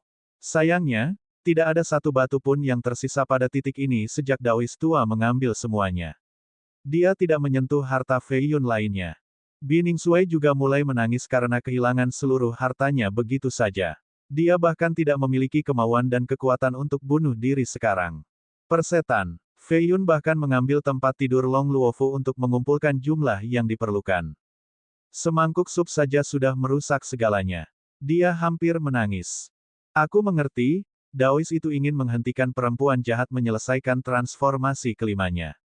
Feiyun menjadi tenang dan berspekulasi. Jadi, apakah kita akan mati atau tidak? Ning Shuai masih telanjang di sungai. Astaga, kita perlu mendapatkan balasan atau kita tidak lebih dari kura-kura pengecut. Aku harus menemukan Daois tua itu dan menggantungnya di gerbang. Kura-kura itu mencuci di sungai dan keluar, tampak seperti bebek putih. Benar sekali, seorang pria sejati akan melakukan pembalasan pada mereka yang pantas mendapatkannya. Ning Shuai keluar dari sungai dan mengenakan beberapa pakaian. Semangat bertarungnya melonjak. Tapi kita harus pergi ke Ji dulu. Feng Feiyun membawa Ji Changyue, Ji Xinu, dan Ji Xiaonu keluar dari kerajaannya. Penyihir kecil yang cantik lari keluar karena dia ingin bersenang-senang juga. Begitu, Ji adalah klan pencari harta jadi mereka pasti sangat kaya. Kita bisa membuat kerugian ini. Mata Ning Shuai berbinar, kekesalannya hilang. Aura dingin mengarah langsung ke arahnya, terpancar dari Ji Changyue. Dia menjadi takut, lehernya sedikit mengecil sambil tersenyum, "Keke, aku hanya bercanda, jangan dianggap terlalu serius." "Oh, Nona, kita belum pernah bertemu sebelumnya." Petik 2. Dia mundur dan tiba-tiba melihat penyihir kecil. Wajahnya menjadi sedikit merah, matanya melotot ke arahnya. "Lama tidak bertemu, Kakak Bi." Mata Little Demones cukup bulat. Mereka tiba-tiba menyempit menjadi 2 bulan sabit saat dia tersenyum ramah. Penyihir kecil, Bi Ningsuai memperhatikan kucing putihnya dan menyadarinya. Ini Qingqing. Senyumnya seanggun bunga bakung. Di masa lalu ketika dia masih muda, dia berpikir bahwa dia lucu dan ingin mencubit pipinya. Ini membuat mainannya bersamanya, hampir berakhir dengan kematiannya. Kenangan menyakitkan muncul kembali pada saat ini setelah melihatnya lagi. Dia mundur ke belakang dan bergaul dengan kura-kura sebagai gantinya. *****. Ji terletak di Grand Southern tetapi mereka pindah ke Central Royal karena Evil Woman. Permaisuri Ji disukai saat itu sehingga klan tidak kesulitan membangun benteng lain di dekat Venanaga. Mereka membangun kota mereka sendiri, menamakannya Ji. Kelompok itu tiba dan melihat kota itu disegel. Energi Yin berkumpul, mengubah langit menjadi hijau pucat. Sebuah gunung berlumuran darah karena beberapa ratus mayat di sini. Darah masih mengalir dari mereka. Feiyun bangkit dan menggunakan tatapan Phoenix untuk menatap kota, menghalau kabut dan kabut. Kota ini masih berdiri. Tentara dari Yin dan Yang hanya mengepung mereka, menunggu dorongan terakhir. Dia akhirnya berkata, Ji telah bekerja di kota ini selama beberapa tahun sambil mengingat makhluk Yin dan Yang. Ada formasi di sekitar sana untuk menghadapinya. Mereka akan membayar mahal dalam serangan langsung. Kata Ji Changyue. Ini akan segera terjadi karena pasukan koalisi semakin dekat. Mereka harus menyerang sebelum itu, hanya beberapa hari lagi. Kata Ning Shuai. Semua orang setuju dengan ini. Feiyun menggunakan tatapannya lagi untuk menemukan jalan di dalam. Sayangnya, terlalu banyak ahli dari 2 dunia yang tersebar dalam radius 1000 mil. Mereka membangun benteng yang tidak bisa dihancurkan. Ada lebih dari sekedar yang mulia. Dia merasakan aura yang menakutkan dan melihat lebih dekat. Ada gunung yang bergerak menyebabkan suara gemuruh yang keras. Namun, itu bukanlah gunung, hanya kepala dari abnormalitas raksasa. Itu memiliki tanduk dengan arus petir yang mengalir. Itu mengeluarkan suara gemuruh yang hampir meledakkan gunung tempat Feiyun berdiri. Dia menciptakan formasi pertahanan dan menyuruh semua orang masuk. Beberapa raja sejati telah tiba. Mereka memiliki potensi destruktif yang gila. Misalnya, semua yang mulia berlutut di depan makhluk raksasa ini seperti pengikut di hadapan raja mereka. Oh, tongkat tua itu juga ada di sini. Feiyun memperhatikan seorang lelaki tua yang diam-diam bergerak melalui garis pertahanan dunia Ying. Dia melihat sekeliling sebelum dengan cepat membakar kantong berisi bubuk. Itu mengeluarkan asap dengan aroma samar. Makhluk di dekatnya langsung tertidur setelah mencium bau. Asap tidur kilin. Apa menurutmu kau bisa kabur menggunakan ini? Tikus terkutuk. Seorang iblis terbang. Itu memiliki aura suci dan duduk di atas panggung. Ia mengeluarkan botol dan menuangkan satu tetes air keluar. Hujan turun dan menghilangkan asap. Ledakan. Daois itu muncul di belakangnya dan menjatuhkannya dengan panci besi. Mati. Abnormalitas raksasa memperhatikan ini dan menghantam ke arahnya, menghancurkan seluruh pegunungan dalam prosesnya. Sayangnya, Daois sudah melarikan diri, menghilang ke hutan di dekatnya. Brengsek, orang tua itu lagi. Bining Suai dan Penyu juga memperhatikan. Mereka ingin menangkap Daois itu. Sayangnya, yang terakhir tampaknya menghilang dari udara tipis. Mereka tidak punya pilihan selain menyerah karena makhluk dari dua dunia itu sangat marah tentang bubuk tidur. Yang Mulia telah memberikan perintah. Kita perlu keluar untuk menghindari komplikasi lebih lanjut. Serang, bunuh mereka semua. Abnormalitas kepala burung terbang di langit dengan cahaya hitam dan mengeluarkan perintah. Raja hantu kulit putih ingin Ji menghilang dari dunia ini. Harta karun itu diperebutkan dengan pengecualian Spirit Treasure Scripture dan Yang Soul Trigram. Seorang iblis juga memberi perintah. Ia kemudian tertawa dan melepaskan gelombang cahaya ungu untuk menyerang tembok kota, menghasilkan ledakan keras. Iblis ini telah mengolah jiwanya selama 10.000 tahun. Itu adalah dewa di mata manusia. Gelombang petir hampir merobohkan tembok. Abnormalitas bertanduk raksasa menghantam dinding, menghancurkan formasi luar. Dindingnya runtuh, meninggalkan lubang terbuka di pertahanan Ji. Mereka telah memperkuat tembok ini dalam beberapa tahun terakhir namun abnormalitas ini meruntuhkannya sekaligus. Rasanya serapuh sepotong tahu. Semangat anggota Ji di atas tembok juga hancur saat melihat ini. Bagaimana mereka akan melawan hal-hal ini? Kamu pikir kamu bisa melakukan sesukamu? Seorang pria tua yang mengenakan baju besi perak terbang keluar. Ini adalah leluhur Ji yang menggunakan tongkat hitam. Dia menembakkan formasi yang menghancurkan lusinan abnormalitas dari Yang World. Murid-murid yang ketakutan menemukan kepercayaan diri lagi. Bagaimanapun, klan mereka menghususkan diri dalam menangani makhluk-makhluk ini. Mati, Pak Tua. Seorang iblis memiliki sayap emas dan pancaran suci seperti makhluk abadi dalam legenda. Itu dengan kejam mencabik-cabik leluhur ini, darah dan dagingnya turun hujan. Itu memimpin sekelompok iblis ke kota, tidak meninggalkan apapun selain pembantaian di belakang mereka. Dewa Perang Jin Ge, seorang tetua dari Ji memimpin sekelompok jenius untuk menghentikan pasukan penyerang. Dia kemudian melihat iblis emas dan menjadi ketakutan. Haha, benar. Petik 2. Yang disebut, Dewa Perang, ini adalah ahli top dunia Yin, dewa kuno setelah berkultivasi lebih dari 10.000 tahun. Sayapnya melepaskan tebasan yang memotong pinggang para jenius ini. Bahkan sesepuh tidak bisa mengelak tepat waktu. Kakinya tetap di tanah sementara bagian atasnya terlempar ke atap. Jin Ge dan iblis lainnya terus bergegas lebih dalam ke kota. Tidak ada yang bisa menghentikan mereka dari pembantaian. Bab 800 banding 800. Klan pencari harta karun seperti Ji seharusnya menjadi musuh dunia Yin dan Yang. Namun, yang terakhir keluar semua dan mengirim terlalu banyak Yang Mulia ke tempat ini. Ji tidak bisa menahan serangan ini dan mulai hancur. Spanduk pembunuh dewa. Dua tetua tertinggi dari Ji terbang ke langit. Mereka mengenakan jubah yang diwarnai dengan darah jahat dan memasang spanduk besar. Itu langsung menyapu dan menghaluskan sekelompok hantu, mengubahnya menjadi asap. Ini adalah salah satu harta roh terpenting Ji, yang diciptakan oleh seorang bijak tua dari klan mereka. Itu memiliki keunggulan atas iblis dan hantu sehingga makhluk-makhluk ini mulai berlari. Di sisi lain, Master Klan Ji memanggil rantai dari bawah sumur. Itu membentang beberapa ratus mil dan tampak seperti naga besi. Abnormalities and Course Evils yang diserang oleh naga melingkar di udara ini langsung hancur. Ini adalah harta roh lain dari Ji, Course Breaker Chain. Semangatnya telah bangkit dan bisa mengalahkan mayat iblis dalam waktu singkat. Meskipun harta ini sangat efektif, Ji tidak bisa menghentikan serangan gencar karena banyaknya musuh mereka.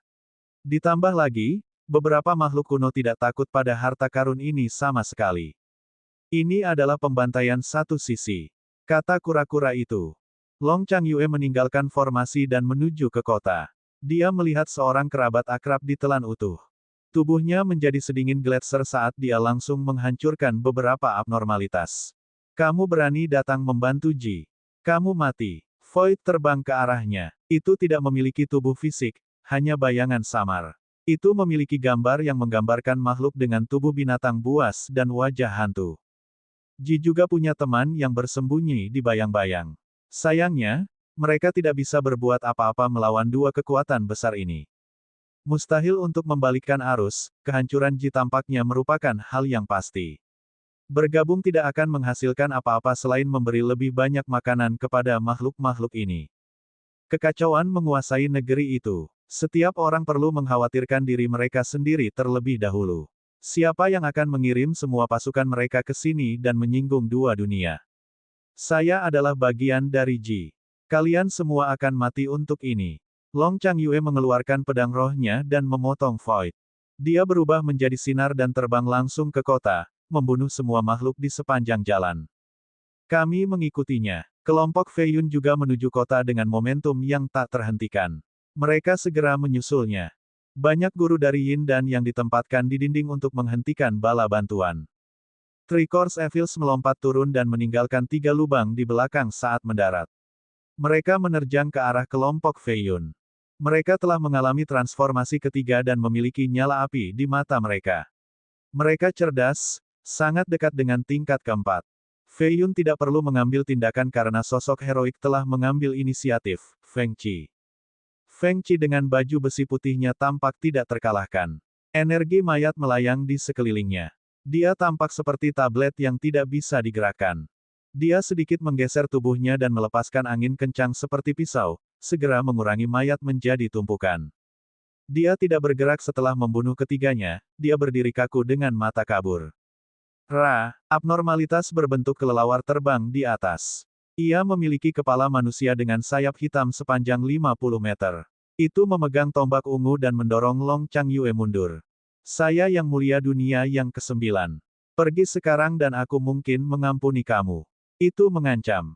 Fei Yun menghancurkan pria itu dengan tongkatnya, membuatnya terbang seperti lalat. Tongkat itu terlalu kuat dan menghancurkan sebagian dari tembok yang sudah rusak, mengubur banyak mayat dalam prosesnya. Master teratas dari dunia Yin Dan yang memperhatikan kelompok mereka. Sebuah sungai kuning besar mengalir ke arah mereka, tampak seperti bilah yang bisa memotong surga. Itu telah membunuh terlalu banyak orang sehingga air menjadi merah. Itu adalah Void yang hidup, eksistensi teratas dari jenisnya. Orang-orang menyebutnya leluhur sungai kuning. Itu telah menelan makhluk tercerahkan sebelumnya. Kura-kura merasakan aura menakutkan yang masuk. Kita harus masuk ke dalam sekarang. Keberadaan ini di luar imajinasi kita. Bining Sui adalah orang pertama yang berlari melalui celah di dinding. Siapa yang tahu jika dia melarikan diri dari leluhur ini atau ingin melihat-lihat harta karun Ji. Nenek moyang ini masih belum berhasil di sini karena pot besi hitam membuatnya tetap ditempati. Pertempuran besar-besaran terjadi di langit tetapi itu tidak berlangsung lama. Nenek moyang terluka dan menjadi redup, hampir dibawa pergi oleh periuk. Peanut Daois, kamu berani ikut campur dalam urusan kita. Saya akan membunuhmu. Raja hantu kulit putih sedang duduk di atas gerbong. Auranya menciptakan angin kencang di sekitar area tersebut, berubah menjadi alam hantu. Daois itu berdiri di atas tembok, rambutnya berkibar tertiup angin. Dia memegang panci besi sambil mengenakan pakaian compang camping. Anehnya, dia masih terlihat sangat melampaui batas. Dia menghela nafas dan berkata, dunia ini cukup kacau, kedua duniamu seharusnya tidak terlibat. Lebih banyak orang akan mati sia-sia. Petik 2. Persis seperti itulah yang kuinginkan, semakin mati, semakin kuat dunia Yin kita jadinya. Raja hantu melakukan pelanggaran. Dia mengenakan jubah hitam dan terbang ke langit, berubah menjadi avatar raksasa. Kulit putih, anak buahmu membunuh muridku. Kamu sudah mati. Sinar emas datang dari cakrawala, mengeluarkan gempa bumi di mana-mana. Gemuruh. Seorang biksu yang bertato tampak sangat galak. Dia mengayunkan tongkatnya yang tebal dan menciptakan gambar Buddha di mana-mana. Biksu Ji Urou, kamu ingin ikut campur dalam kekacauan ini juga. Raja hantu menggunakan gulungan untuk menghentikan tongkatnya. Saya tidak peduli tentang omong kosong ini, saya di sini hanya untuk membalas dendam murid saya. Pengikut Anda, Libasan, membunuh murid saya, Biksu Maitreya. Aku akan mengambil nyawa anjingmu untuk mengakhiri perseteruan ini. Suara biksu itu berdering seperti bel dan membunuh banyak iblis dan hantu dalam prosesnya. Raja hantu sangat marah. Membantai Ji seharusnya mudah tetapi sekarang, itu menjadi masalah karena keduanya. Apapun, kamu tidak bisa melakukan apapun padaku. Dia mendominasi setelah menjadi penguasa dunia Yin. Dia perlu mendapatkan lebih banyak ketenaran dan reputasi melalui pertempuran untuk menghalangi orang lain di wilayahnya. Dia bertarung melawan biksu itu dan menghancurkan pegunungan di luar. Energi mengerikan melawan cahaya Buddha. Itu tampak seperti tabrakan dua dunia. Berbeda dengan biksu, Taois kacang suka mengkhawatirkan urusan orang lain. Dia mencari musuh di mana-mana dan melukai tiga raja yang kuat. Dia bahkan membunuh iblis yang sebanding dengan makhluk tercerahkan dan mengambil jiwa aslinya. Sial, lelaki tua kurus itu adalah leluhur dari gerbang Daois. Kurasa tidak terlalu buruk kita dipermainkan olehnya. Kata kura-kura, berpikir bahwa balas dendam mungkin tidak mungkin dilakukan. Daois tua ini sangat berisik, mengkhawatirkan segalanya dan bahkan berusaha keras untuk mencari masalah. Dia pernah menjadi bagian dari 10 Grandmaster Jin 1000 tahun yang lalu. Beberapa dari mereka telah meninggal tetapi dia masih hidup. Long Changyue menemukan harapan karena keduanya benar-benar bisa menyelamatkan klannya. Feng Feiyun tidak terlalu optimis. Mereka berani keluar dari dunia mereka dan bahkan memaksa Ibu Yin keluar. Ini berarti mereka memiliki dukungan yang lebih kuat karena kultivasi mereka tidak cukup untuk mencapai semua ini. Dia menyaksikan pertempuran antara Raja Sesat dan Permaisuri. Keduanya pasti lebih kuat dari Raja Hantu Kulit Putih. Bunda Yin berada di level yang sama dengan Permaisuri jadi mengapa dia kalah dari makhluk ini? Jadi mari kita manfaatkan ini dan rebut Trigram. Dia memiliki firasat buruk tentang ini dan memutuskan untuk bergegas. Ya, kita harus pergi sekarang atau perbendaharaannya akan diambil oleh pencuri itu. Kura-kura itu bergegas maju, kakinya berubah menjadi roda api saat menghilang dari pandangan. Feiyun membuka jalan dengan tongkatnya dan bergerak menuju area tengah. Penyihir kecil dan Feng Qi melindungi punggungnya. Feng Qi belum mencapai tingkat keempat tetapi setelah memakan buah mayat yang dibudidayakan olehnya, kecerdasannya menjadi jauh lebih baik. Dia bisa berkomunikasi dengan penyihir kecil dan mengenali teman dan musuh. Dua raksasa bersejarah bersama dengan Feng Qi menghancurkan semua yang mulia. Tidak ada yang bisa menghentikan kemajuan mereka. Bab 801-801. Makhluk dari dua dunia itu berjumlah puluhan ribu. Mereka bergegas ke kota dan tidak meninggalkan apa-apa selain pembantaian di sepanjang jalan. Kota besar telah berubah menjadi tanah neraka. Leluhur, Long Changyue memegang mayat berdarah dan menangis. Dia mengajarnya sebelumnya dengan perhatian dan kasih, sejauh membiarkan dia membaca roh harta kitab suci. Begitulah cara dia mendapat kesempatan untuk menghafal bagian tentang seni pencarian harta karun yang jahat. Haha, beberapa masih hidup. Dewa Perang Jin Ge dan kelompok iblisnya keluar dari istana, benar-benar berlumuran darah. Ada total 8 yang mulia di grup ini dengan Jin Ge sebagai yang terkuat.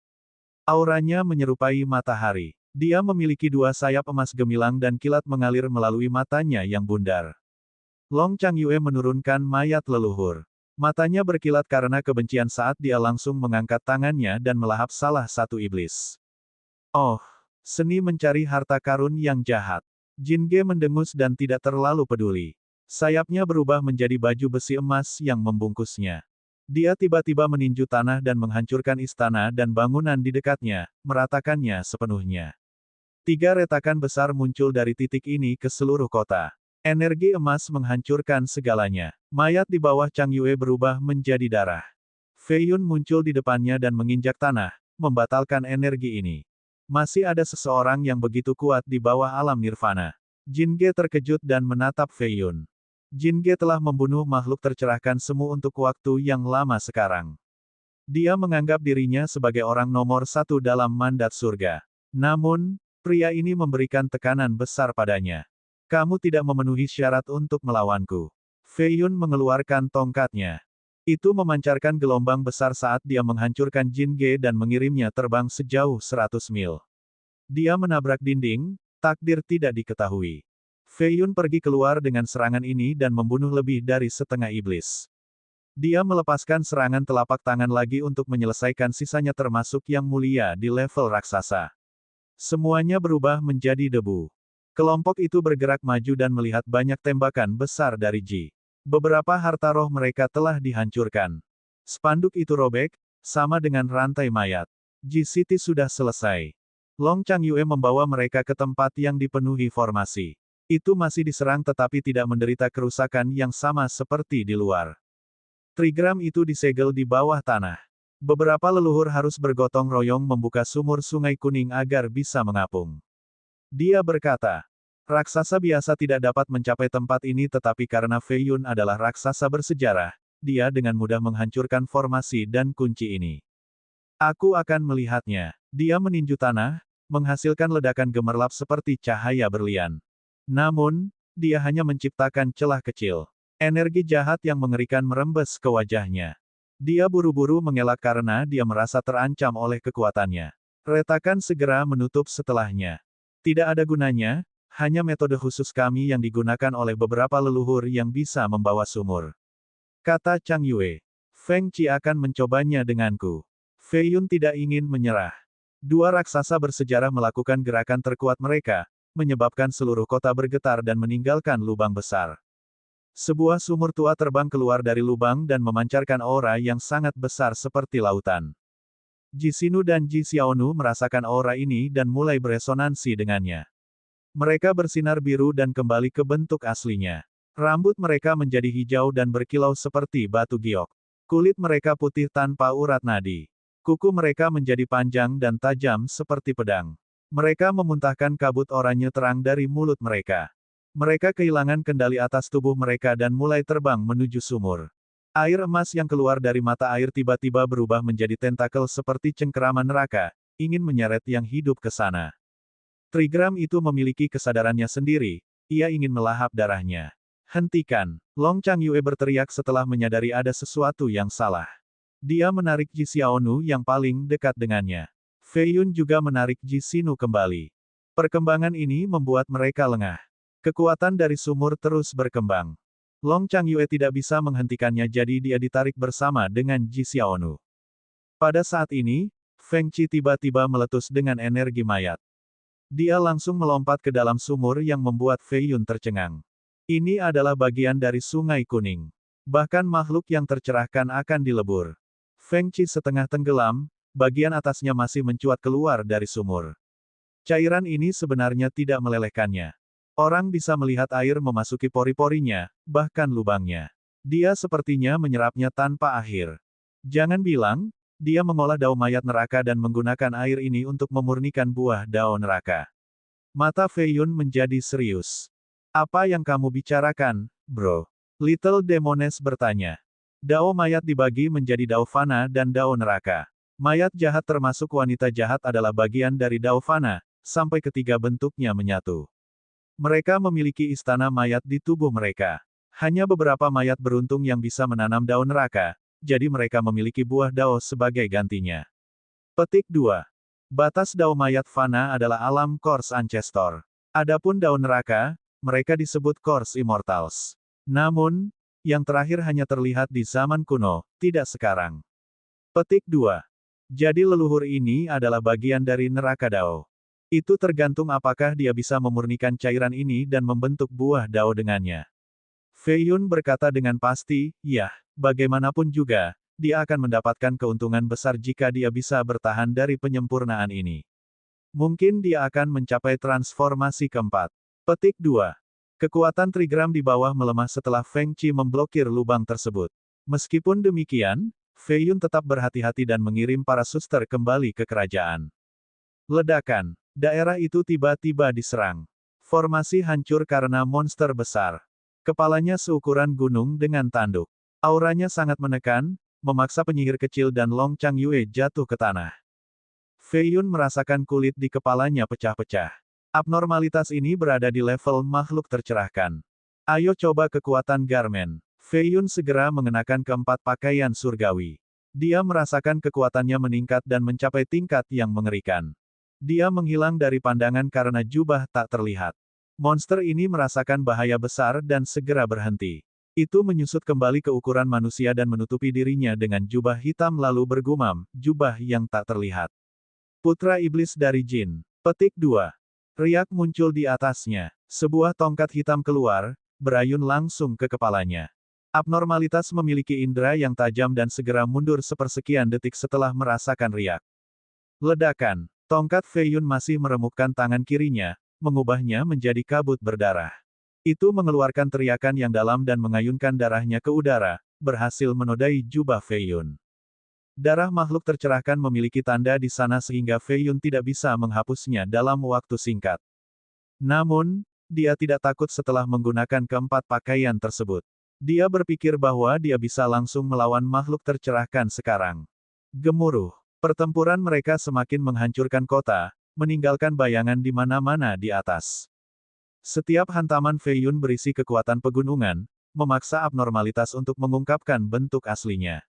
Darahnya mengalir seperti air terjun. Ledakan. Tongkatnya menembus dadanya, memperlihatkan tulang hitam di dalamnya. Hal itu akhirnya memahami kekuatan Fei Yun dan menjadi takut. Ia berbalik dan melarikan diri dari kota. Fei Yun memilih tinggal di dekat sumur untuk melindungi Feng Qi. Long Changyue dan Little Demoness tidak bisa mempercayainya. Keduanya semakin dekat dengannya agar aman. Mereka merasa bahwa dia ganas dan tidak terkalahkan, mampu mengusir monster raksasa itu.